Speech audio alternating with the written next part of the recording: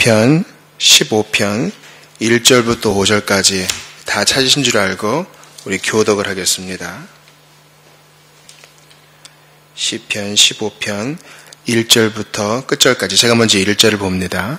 여호와여, 주의 장막에 머무를 자 누구 오며 주의 성산에 사는 자 누구 오니이까? 정직하게 행하며 공의를 실천하며 그의 마음의 진실을 말하며 그의 혀로 남을 허물하지 아니하고 그의 이웃에게 악을 행하지 아니하며 그의 이웃을 비방하지 아니하며 그의 눈은 망령된 자를 멸시하며 여호와를 두려워하는 자들을 존대하며 그의 마음에 서원한 것은 해로울지라도 변하지 아니하며, 같이 봅니다. 이자를 받으려고 돈을 꾸어주지 아니하며 뇌물을 받고 무죄한 자를 해하지 아니하는 자이니 이런 일을 행하는 자는 영원히 흔들리지 아니하리이다. 아멘.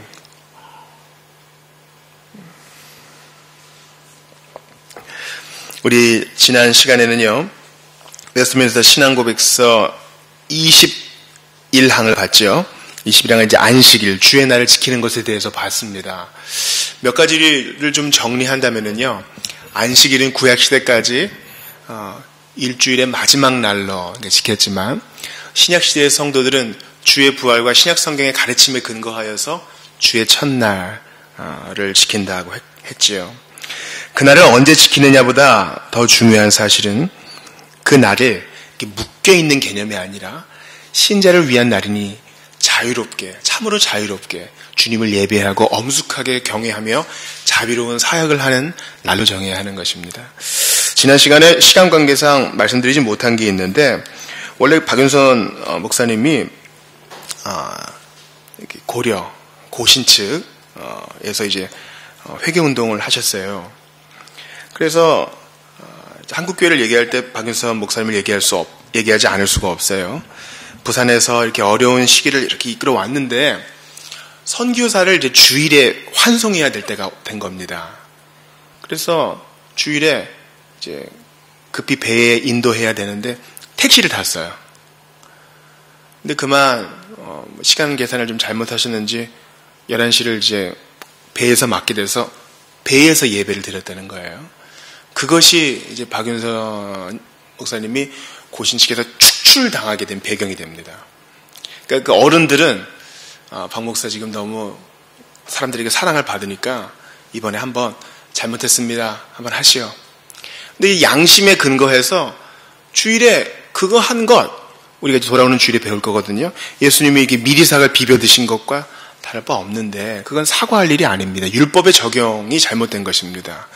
그래서 어떻게 보면 그냥 한 번 하고 넘어가지, 한 번 미안하다 하고 넘어가지, 그렇게 하지 않으시고 그건 잘못한 게 아닙니다. 이렇게 얘기하신 거예요. 우리도 마찬가지예요. 과거의 어른들은, 특별히 이제 경남 지방의 좀 엄격한 어른들은 내 집안에 있는 육축도 일하지 말게 하라 하는 것 때문에 처마에 있는 제비들도 나가서 그 먹이를 물어오지 못하게 이렇게 그물을 이렇게 처마에 다 쳤다 그러지 않아요?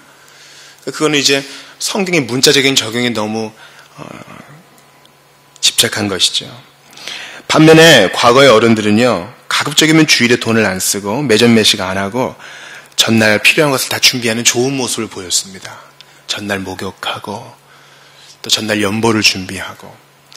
주일에 우리 예수님께서는 안식일이 사람을 위해 있는 것이다, 사람이 안식일을 위해 있는 것이 아니다, 이러면서 사람을 중심으로 한 주일 개념을 말씀하셨습니다. 사실 우리가 이제 돌아오는 주일에 5가정, 6가정 이제 이렇게 구제사역을 할 거잖아요. 전에도 말씀드렸지만 신학교 때 저에게 구약을 가르쳐 주신 교수님께서 이스라엘에 딱 갔는데 이스라엘 공항에 딱 내렸는데 앰뷸런스가 이렇게 지나가더래요. 사람들이 돌을 확 던지더랍니다. 앰뷸런스에. 앰뷸런스는 이제 장갑 차처럼 이렇게 보호막이 돼 있고요. 그날이 안식일이었던 거예요. 안식일에 차량 운행한다고 좀 엄격한 랍비들은 그거를 좀 싫어한다 그래요. 아직도. 그것도 노동이라는 것이죠. 그러니까 우리가 안식일을 거룩하게 지키는 것이 무엇이냐에 대해서 늘 고민하고 습관적으로는 보내지 말아야 돼요. 어떤 면에서는 주일의 말씀을 열심히 받고 가난한 자를 신방하는 것뿐만 아니라 가족끼리 거룩한 낮잠을 즐기고 그죠? 좋은 산책을 하면서 서로 간에 밀렸던 대화를 나누는 것도 안식일을 잘 지키는 방법인 거예요. 또 피치 못하게 직업적인 사정 때문에 주의를 잘 지키지 못하는 사람, 특별히 3교대로 일하시는 간호사나 여러 직종이 있지 않습니까? 그런 사람들을 함부로 문자적으로 정죄하지 말고 그들이 창의적으로 주일을 잘 보낼 수 있게 우리가 도와줘야 하는 것입니다. 주일은 천국을 예비하는 것이니만큼 우리는 이 주일을 최선을 다하여 준비하고 지켜야 할 것입니다. 오늘은 웨스트민스터 신앙고백 22항, 바로 합법적인 맹세와 서원에 대한 것입니다. 오늘 본문을 이걸로 잡은 이유는 바로 서원에 대한 것이기 때문이에요. 4절 보니까요, 후반에 하나님 앞에 참으로 복된 자, 주의 장막에 머무를 자. 그러니까 이제 주님과 교제를 나누는 구원받은 자가 누굽니까? 4절 후반에 보니까 그의 마음에 서원한 것은 해로울지라도 변하지 아니하며, 이거예요. 이 서원에 대해서 이제 맹세는 국가에다 하는 것이고요, 서원은 하나님께 하는 거예요. 그러니까 서원은 하나님께 하는 맹세인 거예요. 우리가 합법적인 맹세는 뭐 국가에서 우리가 증인으로 법정에 출두할 때에 증인하는 것이고 맹세하는 것이고, 사람과 사람 사이의 약속도 마찬가지고, 우리가 기도할 때도 사실 맹세하는 거예요. 성찬의 떡을 받을 때도 맹세하는 겁니다. 또한 우리가 하나님 앞에 예배를 드릴 때마다 주의 백성으로 살겠습니다라는 암묵적인 맹세가 있어요. 그것이 이제 어떤 의미가 있는지 한번 보겠습니다. 한번 같이 읽어보죠. 우리 참고 구조는 생략하고요. 합법적인 맹세는 시작. 합법적인 맹세는 종교적 예배의 한 부분이다. 이 맹세 행위에 있어서 맹세자는 정당한 경우에 하나님의 증거를 기원하면서 확실성을 보장한다. 즉 주장하거나 약속하는 그 자신의 진실성 여부를 하나님 앞에서 판단받는다는 것이다. 이 앞의 문장은 좀 번역이 어색해요. 그러나 이 즉 이유는 분명하죠. 내가 맹세하고 서원하는 것은요, 그 진실성의 여부를 하나님 앞에서 판단받겠다는 것입니다. 즉 이것을 지키지 않았을 때에는 주께서 내게 벌을 내리셔도 좋습니다라는 것이에요. 그래서 미국에서는 증인 선서할 때 맨 마지막에 하나님이여 나를 도우소서 이렇게 합니다. 그러니까 이제 복음주의 교회에서는요, 이런 얘기 잘 안 해요. 우리가 임직할 때 이거 하잖아요, 그죠? 또 교인 사역할 때도 하고요. 세례나 학습 받을 때도 하고요. 근데 이게 너무 가벼워요. 구약 시대에 영광이란 말은, 이건 상식이니까 좀 알아주세요. 카보드란 말이에요. 카보드. 하나님의 영광이란 말은 카보드란 말이에요. 히브리어로. 카보드의 뜻은 무겁다라는 것이에요. 무겁다. 그러니까 그리스도인은 하나님의 영광을 담은 자로서, 담지자로서 좀 이 경망스러움이 없어야 돼요. 그 무거움은 뭐예요? 내가 내뱉은 말은 지키려고 애를 쓴다는 거예요. 이게 율법주의적인 게 아니에요. 우리가 자연스럽게 교회 생활을 통해서 받은 것은요, 뭔가 하나님 앞에서 제대로 살아보고자 하면은 너무 바리새인적인 거 아닌가 이렇게 보게 되는데, 그것은 그렇지 않다는 것이죠. 자, 우리 아까 본문에도 보니까 신명기 10장 20절에 그에게 친근히 하고 그 이름으로 맹세하라. 주님을 경외하는 것과 맹세하는 것.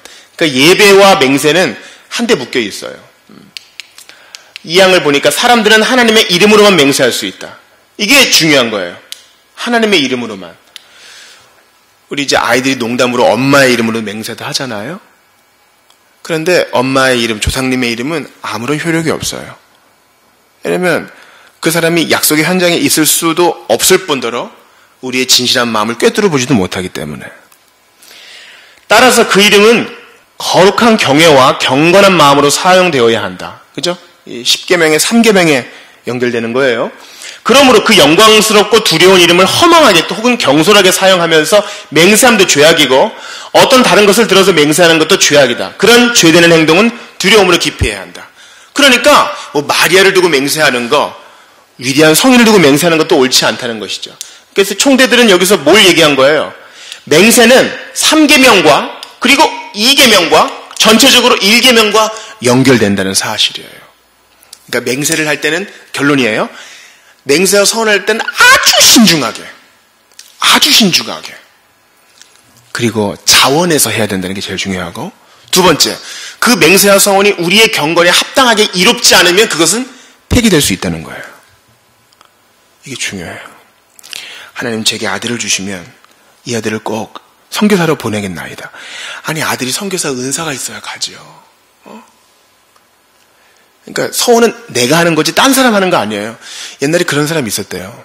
하나님, 우리 동생 순교자 되게 도와주세요. 너가 순교자 돼. 딴 사람 순교자 괜히 물고 늘어지지 말고. 맹세와서는 각자 하나님 앞에서 자원해서 하는 겁니다. 자, 우리 2항을 같이 읽어볼게요. 중대한 일에 시작. 중대한 일에 있어서 맹세하는 것은 구약이냐 신약의 하나님의 말씀으로 보장되어 있다. 그러므로 합법적인 맹세는 합법적인 권위에 의하여 요구되는 때에 이행되어야 한다. 그러니까 이 무거움이 있으니까 초대교회의 학습을 준비하는 사람, 세례를 준비하는 사람은요, 아주 대단한 신앙을 고백하는 거예요. 이 교회 아니면 저 교회 가지 뭐, 그런 거예요. 여기서 장로 안 시켜주면 저기서 하지. 이런 가벼움이 있는 곳에서는요, 이런 영광스러움과 무거움이 없어요. 목사님, 저 이거 한 거 다 못 지키는데요? 아니요. 못 지키는 거 주님이 알아요. 그것을 하기 위해서 애쓰고 노력하는 모습이 있을 때 우리가 자녀를 긍휼히 여기는 것처럼 주님이 마땅히 요구할 수 없지만 그 은혜를 내려주시는 것입니다. 사실은요, 우리는 말씀의 사람이잖아요. 그죠? 예수님은 말씀 로고스 되시고 우리는 그 말씀으로 구원받은 사람이니까 말씀의 사람이기 때문에 말에 주의해야 돼요. 우리가 전도하는데 가장 중요한 것 중에 하나는 우리의 말에 무게가 있다는 것을 사람에게 보여주는 것입니다.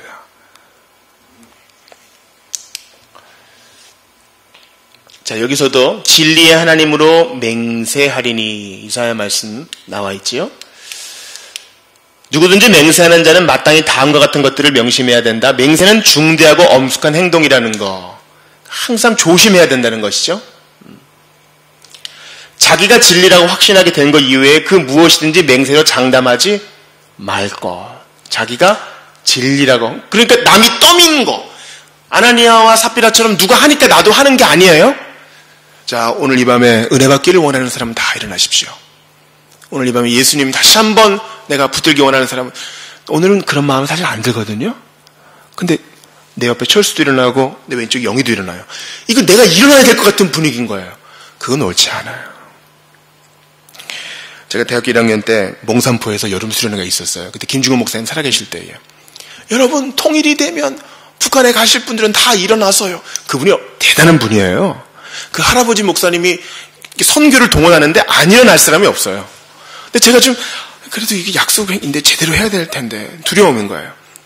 이제 저처럼 쭈뼛쭈뼛하는 사람이 있으니까 김중호 목사님이 한 달이라도 가실 분은 일어나셔요. 그래서 그때 일어났어요. 하나님 앞에서 우리의 맹세를 보여드리는 것은요, 아주 엄숙하게 해야 되는 거예요. 옆 집사는 이 집사가 이번에 새롭게 임직을 받는데 나도 임직 받고 싶어서 확신되지 못하고 내가 이 직분으로 부름받은 것을 확신하지 못하고 그렇게 떠밀려서 해서는 안 된다는 것입니다. 진실과 공평과 정의로 여호와의 삶을 가리켜 맹세하면 열방이 나로 인하여 스스로 복을 빌며 나로 인하여 자랑하리라. 그러니까 이 맹세는 하나님 앞에서 진실하게 해야 된다는 것이죠. 우리 3사 같이 읽습니다. 시작. 자기 힘으로 이행할 수 있는 것 이외에는 무엇에 대하여서나 맹세하지 말 것. 선하고 의로운 것에 대한 맹세가 합법적인 권위로부터 요구되었을 때에 그것을 거절함이 죄라는 것이다. 이걸 중요해요. 4부부터 먼저 봅시다. 선하고 의로운 것에 대한 맹세가 합법적인 권위로부터 요구되었을 때 그것을 거절함이 죄라는 것이다. 그러니까 우리가 마땅히 납세의 의무, 나라가 요구하는 것들, 또 교회에서 마땅히 성도에게 요구하는 것들, 그런 것을 거절하는 것은 내가 맹세하지 않았다 해도 그것은 나의 개인적인 헌신 여부에 상관없이 마땅히 해야 된다는 것이죠. 사망을 보세요. 특별히 이게 한국교회에서 상당히 문제가 돼요. 자기 힘으로 이행할 수 있는 것 외에는 무엇에 대하여서는 맹세하지 말까. 교회가 건축을 하게 되면 부흥사를 모시죠. 부흥사는 선수예요. 따라서 건축 작정을 이끌어내는데 선수란 말이에요. 사람의 심리를 가지고 노는데 따라갈 사람이 없어요. 그래서 사람을 하여금 죄책감을 느끼게 하는 설교를 한 다음에 다 눈을 감게 해요. 그리고 1,000만 원부터 시작하죠. 우리 집에 빚이 있어요. 지금 6 식구가 살기에도 빠듯해요. 매주 아니 매달 11조 하는 것도 힘들어요. 그냥 믿음으로 하고 있어요. 그런데 그렇게 정상적으로 잘하고 있는데 내 힘으로 이행할 수 있는 것 이외에 그 이상을 요구해요. 심리적인 압박을 받아요. 이러면 그 부흥사도 하나님 앞에 심판을 받고 그것을 그러한 목적으로 부흥회를 개최한 사람도 심판을 받으며 우리도 심판을 받아요. 너 잘 생각해봐라. 신앙생활을 이렇게 해야지. 이걸로만 되겠느냐. 그래서 평생 무슨 빚쟁이처럼 사는 사람이 있어요. 그건 옳지 않아요. 주께서 내게 주신 믿음의 분량대로 하는 거야. 믿음의 분량대로. 주님이 믿음의 분량을 주면 하는 거지. 제 주변에도 자기 힘에 넘치는 대로 작정하여 대출도 받고 그래서 삶이 너무 어려워진 가정이 있어요. 비단 제가 돈에 대한 얘기만 했지만 주님께 대한 헌신과 사회생활도 마찬가지입니다. 느헤미야 5장 12절에 보니까 저희가 말하기를 우리가 당신의 말씀대로 행하여 돌려보내고 아무것도 요구하지 아니하리이다 하기로 내가 제사장들을 불러 저희에게 그 말대로 행하리라는 맹세를 시키게 하고. 자, 사안도 같이 읽습니다. 시작. 맹세는 평범하고 명확한 말로 해야 한다. 두 가지를 의미할 수도 있는 막연한 표현이나 또는 솔직하지 않은 언사를 사용하지 말 것이다. 맹세를 잘못하고 부득이하여 이행하는 죄를 지으면 안 된다. 그러나 죄 아닌 것을 맹세했을 경우에는 자신에게 해로울지라도 지켜야 한다. 이단자나 배교자에게 맹세한 것이라도 그것은 지켜져야 한다. 여러분 이거 뭐 기억나세요? 여호수아. 그죠? 기본 사람들이 곰팡이 핀 빵 가지고 오고요. 해진 옷을 입고 오니까 여호수아가 기도도 안 해보고 그래 네 말이 맞다. 멀리 사는 너희들이구나. 너희 해치지 않을게. 그러나 이들의 정체가 드러났을 때에도 여호수아는 약속을 지켰어야 됐어요. 하나님 앞에서 한 거니까. 두 번째, 죄 아닌 것을 맹세했을 경우에는 자신에게 해로울지라도 지켜야 된다. 여기 근거 구조에는 어쩌면 뭐 있습니까? 입다. 그죠? 입다가 여호와께서 내게 승리를 주시면 나를 제일 처음 반겨주는 사람을 하나님께 드리겠다. 그래서 자기 간단을 내잖아요. 그러니까 우리가 주의 이름으로 입을 벌릴 때는 항상 조심해야 돼요. 두 가지를 의미할 수 있는 막연한 표현이라. 그러니까 이게 이제 잔머리 쓰는 사람이에요. 나중에 결정적일 때 탁 바꾸는 거예요. 이것을 하나님은 꿰뚫어 보시기 때문에 평범하고 명확한 말로 나중에 변명하지 말아야 된다는 것입니다. 5항 보세요. 서원함은 성질상 맹세함과 같다. 그러므로 그것도 역시 종교적으로 신중하게 해야 하며 또한 그와 같이 신실하게 실천해야 한다. 종교라는 말이 자꾸 나오는 게 좀 거슬릴지도 모르겠어요. 그러나 16세기 배경에서는 종교는 오직 그리스도를 믿는 신앙 하나밖에 없었습니다. 서원은 하나님께 드리는 맹세죠. 우리가 봤던 거 시편과 같은 맥락이에요. 갚기를 더디게 하지 말라. 하나님은 우매자를 기뻐하지 않으시니 서원한 것을 갚으라. 이 서원은 뭐라고요? 진실하게 압력을 받지 않고 기쁨으로 한 것을 말합니다. 자, 6항을 같이 읽어봅니다. 시작. 서원은 어떤 피조물에게 할 것이 아니고 오직 하나님을 상대로만 하는 것이다. 그것이 하나님께 연락되기 위하여는 다음과 같이 해야 한다. 자원하며 믿음과 책임감으로 해야 된다. 하나님이 베푸신 긍휼을 감사하는 방법으로 하든지 아니면 소원 성취를 위한 목적으로 하기도 한다. 서원하는 자는 그 목적에 따르는 필요한 의무 수행과 및 그와 관련된 일을 더 엄격히 책임져야 한다. 우리가 이것을 다 볼 수는 없지만 하나님 앞에 서원하는 것 중에 맨 첫 해가 되면은요, 그러니까 해의 첫 시작이 되면은 우리가 하나님 앞에 서원하죠. 이 올해는 꼭 성경을 일독하겠습니다. 그래서 출애굽기에서 보통 멈추잖아요. 그러니까 항상 이 3번이요. 엄격하게 하나님 앞에 한번 성경을 일독하겠습니다 하면 자신에게 좀 엄격하게 이것을 적용하는 거예요. 우리 어른들은요. 매삼 주오 이래서 매일 3장씩 주일에 5장 읽으면 1년에 성경 일독한다. 그래서 교리적으로 많이 알지 못해서 성경을 깊이 사랑하는 분들이었어요. 그런 분들이 많았을 때 한국교회가 건강했다는 거, 그걸 꼭 기억해야 되겠습니다. 자, 마지막 7항입니다. 사람이 서원할 수 없는 경우는 다음과 같다. 하나님의 말씀에서 금지된 것을 하겠다고 서원하는 거. 그러니까 하나님 말씀에서 금지된 건 뭐예요? 악을 행하겠다. 당신을 반드시 내가 복수하겠다. 이런 건 서원에서 벗어나는 것이죠. 하나님께서 명하신 의무에 방해된 일을 하겠다고 서원하는 거. 이것도 마찬가지죠. 성도로서 사기를 꼭 치겠습니다. 그런 것도 안 되는 것이죠. 서원자 자신의 힘이 아니라 힘이에요.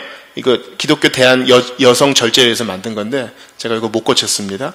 자신의 힘으로 할 수 없고 또한 할 수 있도록 능력 주시겠다는 하나님의 약속도 없는 일을 서원하는 거. 하나님의 약속도 할 수 없는 일은 뭐가 있어요? 여러분, 하나님이 하지 못하는 일이 있어요. 뭐예요? 하나님은 자신의 성품에 어긋나는 일을 하지 못하세요. 하나님은 회개하고 믿는 자는 무조건 당신의 자녀로 받아주십니다. 근데 그것을 취소하지 못하시는 거예요. 그러니까 주의 말씀 가지고 장난치지 말고 겸손하고 진실한 마음으로, 아주 두려운 마음으로, 그러나 자원해서 기쁘게 서원을 올려드려야 한다는 것입니다. 이거 보세요. 바울을 죽이겠다고 한 이런 맹세. 이런 맹세는 이루어졌습니까? 주님이 기뻐하지 않는 맹세가 된 것이죠. 이런 측면에서 볼 때 로마교에서 장려하는 바 규칙에 대한 엄격한 순종 서원함 같은 것이 옳을까? 그런 서원들이 신자들로 하여금 보다 높은 성결에 이르게 하는 훈련의 단계들이 될 수 없다! 그런 것들은 미신적이고 범죄케 하는 올무들이다. 기독신자들이 그와 같은 것에 얽매이지 말 것이다. 그렇습니다. 로마교에서 장려하는 바 규칙에 대한 엄격한 순종 같은 건 뭐가 있어요? 우리 두 가지 성례, 그러니까 성찬과 세례 말고 5가지를 더 더하죠. 사람이 나면서부터 죽을 때까지 교회에 얽매이게 하면서 세례를 기계적으로 보는 것들, 이런 것이 올무라고 총대들은 분명히 얘기했습니다. 따라서 우리는 하나님 앞에 자원하여서 기쁘게 스스로 하나님 앞에 자신을 드려야 될 것이에요. 한번 오늘 말씀을 정리해 봅시다. 오늘 본문 시편 15편 4절을 보세요. 주의 장막에 거할 자 누굽니까? 그의 눈은 망령된 자 멸시하며 여호와를 두려워하는 자들을 존대하며 그의 마음에 서운한 것은 해로울지라도 변하지 아니하며. 이 말을 뒤집으면 어떻게 됩니까? 하나님 앞에 함부로 서운하지 않고 자원함으로 기쁘게 한 것은 자기를 그 약속에 기쁘게 묶어서 하나님께 후회 없이 드리는 인생이라는 거예요. 여러분, 가장 복된 인생은 뭐예요? 하나님께 자기를 드리는 인생이에요. 누가 시키지 않았는데. 한국교회는 그래서 복돼요. 하나님께 자기를 기쁘게 드리는 자들이 많을수록 그날에는 복돼요. 우리 주님은 절대 너를 줄 거야 안 줄 거야 협박하지 않아요. 조금 연애를 못하는 남성일 수도 그래요. 뭐 보쌈이라도 하려고 그러고 협박이라도 하려고 그러고 억지로 사랑을 받으려고 사람들이 많은 데서 무슨 쇼를 하거나 자기를 자해하거나 그런 사람도 있습니다. 하나님은 그렇게 헌신을 끌어내지 않아요. 감화로, 감동으로 우리로 하여금 이런 헌신을 끌어내요. 지금도 오대양 6대주에 있는 선교사들뿐만 아니라 많은 성도들이 하나님의 이 감화 때문에 스스로 자신을 드리고 있습니다. 기쁘게 서원하고 있어요. 우리도 이 무리에 동참합시다. 함부로 입을 열지는 말되 주께서 은혜 주신 대로 자신을 묶어 주께 드립시다. 그게 가장 복된 인생이에요. 남김없이 생명까지 하나님께 자신을 드린 예수님을 생각해 보세요. 오늘이 바로 성탄절입니다. 크리스마스예요. 예수님은 스스로 말씀하신 바 나는 양을 위하여 스스로 내 목숨을 버리노라. 그 서원에 자신을 묶으셨어요. 그래서 채찍이 맞으실 때에도 못 박힌 손에 통증이 올 때에도 하나님 아버지로부터 단절되었다는 것을 느낄 때에도 그 서원을 이행하셨어요. 그 서원은 언제부터 시작돼요? 세상이 지어지기 전부터 인류의 타락을 나신 삼위일체 하나님의 회의부터 시작돼요. 이를 어찌할꼬? 예수님이 서원해요. 내가 여기 있나이다. 나를 보내소서. 그 서원은 시간과 그들의 불순종에 매이지 아니하고 마침내 이루어진 거예요. 아기로 오신 예수님을 통해서 우리에게 서원 이행함을 보여주신 주님을 감사함으로 받아들이면서 우리 이 밤에 좀 같이 기도합시다. 하나님, 자원하는 심령들이 많아지는 우리 교회가 되게 도와주세요. 나도 그런 사람 되게 도와주세요. 억지로가 아니라 인색함으로가 아니라 기쁘게 드리는 일들이 감화로 이루어질 수 있도록 남과 비교해서 그래도 내가 직분이 있는데 남과 비교해서 이 정도는 해야지가 아니라 감화받은 대로 주님을 섬길 수 있게 해달라고 오늘 본문 말씀 붙들고 한번 같이 기도합시다. 함께 기도합시다.